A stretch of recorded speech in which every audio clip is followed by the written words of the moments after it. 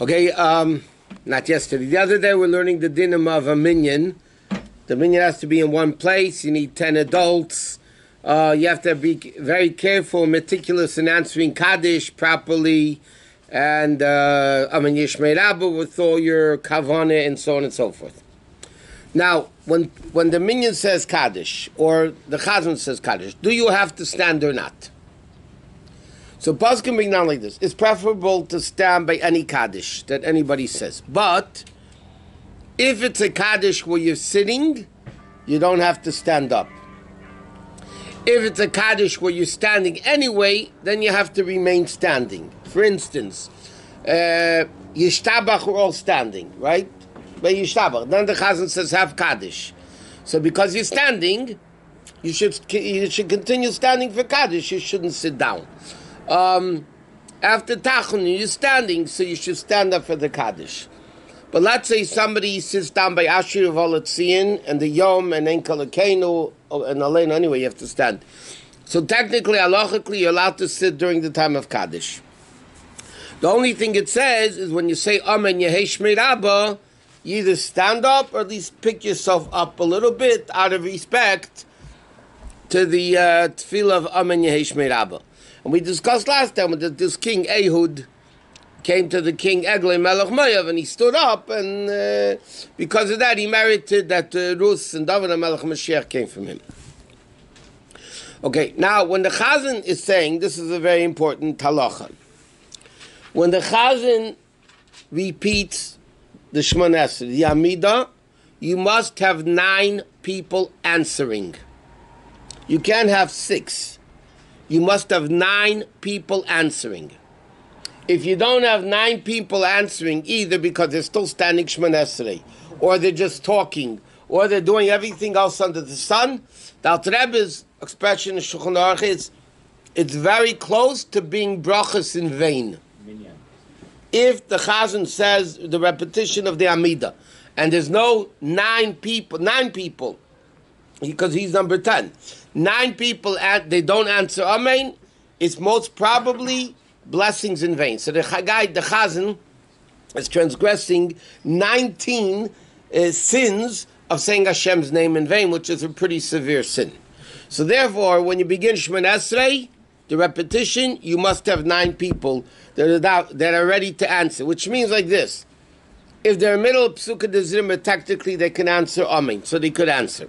If they're in the middle of the brachas of Shema, between Yishtabach and the Shemona Esrei, because they can't answer Amen, so you can't repeat the Shemona Esrei with them, because you don't have 9 people that are going to be able to answer. They're not allowed to answer. If they're still standing Shemona Esrei, you can't begin the repetition of the Shemona Esrei, because you don't have 9 people that are answering. As far as Kaddish, let's say after Ma'ariv, you don't have a repetition of the Amidah, so they're saying Kaddish. So L'chatchila it says you should have 9, but as long as 6, the majority of the minyan is answering Amen, then it's good enough. So for Ma'ariv you don't need 9 answering Kaddish, but for the repetition of the Shemona Esrei you must have 9 people that are answering. And a lot of times in a minyan, when you have exactly 10 people, you have to wait for everybody to finish the Amidah, the Shemona Esrei, to be able to do the repetition of the Shemona Esrei. What? As long as we are talking about standing up or not, Aleinu L'Shabeach, you have to stand up, or also an option. The casta is brought down in Shulchan Aruch, you have to stand. Aleinu L'Shabeach? Yeah. You know who made Aleinu L'Shabeach? Yeshua ben Nun. He's a very great man. Who? Yeshua. Why did they put him in the end of the tefillah? When did they? I'll tell you in a second. When did he make the tefillah Aleinu L'Shabeach?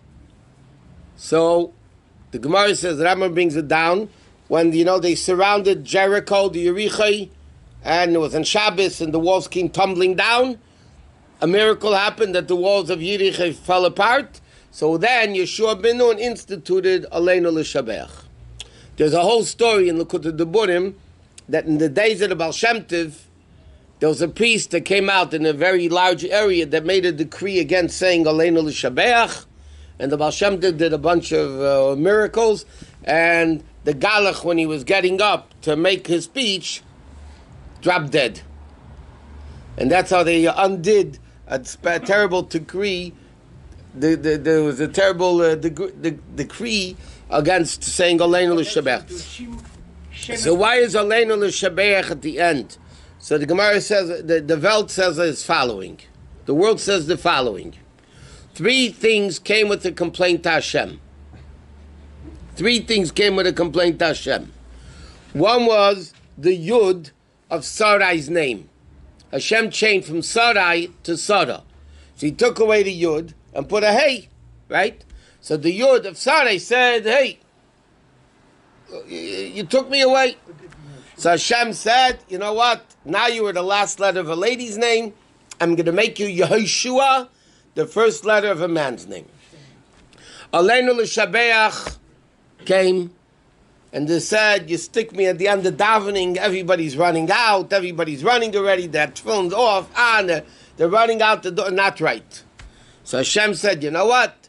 In middle of the Rosh Hashanah Musaf, in middle of the Yom Kippur Musaf, we're going to make Aleinu, and everybody's going to fall, and they're going to open the ark, we'll make a big deal out of you.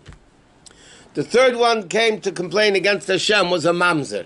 You know what a mamzer is? A mamzer. You heard about a mamzer. Okay. The mamzer came to Hashem and they said, look what you did. So Hashem said, don't worry. We will make you the president of a shul. If anybody deals with boards, you will know that... okay, leave it at that. So Hashem said, so Aleinu L'Shabech, it is brought down in halacha, we'll get to it later, that Aleinu L'Shabech, you should stand, because it's a very important tefillah. In fact, it's interesting. When the Rebbe said Aleinu, the first paragraph the Rebbe said quickly. The second paragraph, V'al kein nekav lecha, you know, the second part of Aleinu, the Rebbe said very slowly. You saw Pashut when he was davening, he was saying it very slowly. Yeah. Okay, whatever. Because he made that. Okay, but Lepel, the Rebbe said the second half of Aleinu, the Rebbe said very, very slowly. Okay, next. What? You need 6 minimum answering by Kaddish, but still better to have 10. I said, you were walking, you don't hear. It's better to have 9. But as long as you have 6, apidin, it's even lechatchila good. If 4 is sleeping, it's okay? No, 4 is sleeping, you have to wake him up. If 1 is sleeping, you can sleep. You're supposed to wake him up also, it says. Okay. Then, the Shliach Sibur says, have Kaddish, they say Baruch Hu, the person answers, everybody has Baruch Hashem v'echel levad. Okay, next. Now what happens if you have exactly a minyan and shul? So it's forbidden for anybody to leave, no matter what reason it is. It's forbidden to leave if you're exactly numbered 10 in shul. And it says very sharp expressions about that, but if there's a minyan without them, then technically they're allowed to leave, as long as they hear it Kedusha Baruch Hu and all that. Now, what happens, for instance, the Chazan started repeating the Shemon Esrei, and then in middle, a person or 2 leave. So now he's only stuck with 9 people left in the shul, and he's started already, the Chazar Sashatzi already started the repetition of Shemon Esrei. So the din is, because he began, he could finish repeating the Shemon Esrei, even though he doesn't have a minyan, but he started with a minyan, so he's allowed to finish it. He can even say Kaddish Deskabel afterwards. But other parts of davening is a problem if you don't have a minyan anymore left in shul. Kaddish Shulchan, a lot of things you can't say. What if it was before Kedusha? Then you say Kedusha. I'm saying, once the Chazan started, huh? What if it was before Kedusha? I'm saying, if the Chazan started, let's say he finished the first bracha, and the guy walks out, he can continue the whole repetition, including Kedusha. Huh?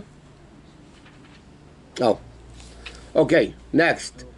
Okay, the Chazan has to be an appropriate person, no sins, nice personality, nice voice, people like him.